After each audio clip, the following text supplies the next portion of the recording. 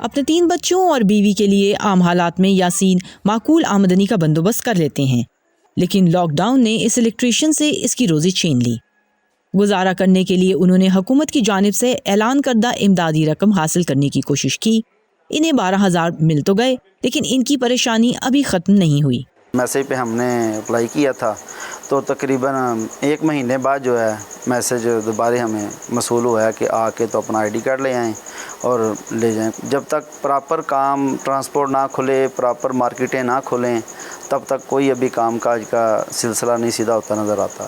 یاسین کی طرح حفیظہ be be نے بھی سرکاری امداد حاصل کرنے کی کوشش کی، لیکن اب تک نہیں جانتی کہ رقم کب ملے گی۔ ان کا بسر اوقات لوگوں کے گھروں میں کام کاج سے ہوتا ہے۔ لاک ڈاؤن میں نرمی کے بعد بھی انہیں شدید مشکلات کا سامنا ہے۔ ہمارا تو اور کام بھی نہیں، یہ گھروں میں کام کر لینا، وہ بھی کوئی بلائے گا تو کر سکے، ابھی تو کوئی بلا ہی نہیں رہا کورونا وائرس کی وجہ سے، تو ابھی اللہ ہی وارث ہے، ابھی اور تو کوئی ایسا حساب نہیں ہے ہمارے پاس۔ وہ کہہ رہے ہیں بھی میسج تو موبائل میں آ جائے گا، لیکن نہیں آیا بھی نہیں ہے، میرا نہیں آیا، 1.5-2 مہینے ہو رہے ہیں نہیں آیا۔ لیبر فورس سروے 2018 کے مطابق پاکستان میں تقریباً 2.5 کروڑ افراد یومیہ یا ہفتہ وار اجرت پر کام کرتے ہیں۔ حکومت پاکستان نے ان کے لیے احساس نقد امداد پروگرام کا وزیر اعظم کووڈ ریلیف فنڈ کے تحت اپریل میں اجرا کیا۔ امداد کے طلبگار کے لیے خود کو سرکاری ویب سائٹ یا دیے گئے فون نمبر پر خود کو رجسٹر کروانا ضروری ہے۔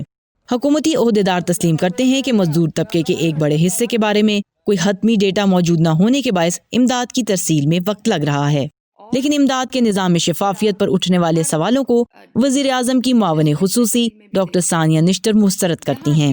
ہمیں بجٹ جو احساس ایمرجنسی کیش کے لیے دیا گیا وہ 144 بلین ہے، 144 ارب، اور ہم نے 1 کروڑ 20 لاکھ خاندانوں تک پہنچنا ہے۔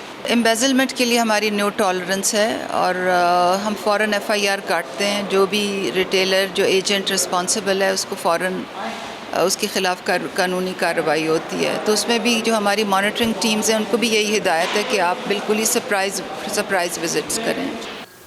احساس پروگرام کی امدادی رقم کا حفیظہ بی بی جیسے مستحق افراد تک پہنچنا تو ضروری ہے ہی، لیکن معیشت کی مکمل بحالی تک کمزور طبقے کی کس حد تک مدد کی جا سکے گی، اس کا دار و مدار ماہر معاشیات کے مطابق مؤثر پالیسی سازی اور اس کے شفاف انداز میں اطلاق پر ہے۔ گیتیا رانیس، وائس آف امریکہ، اسلام آباد۔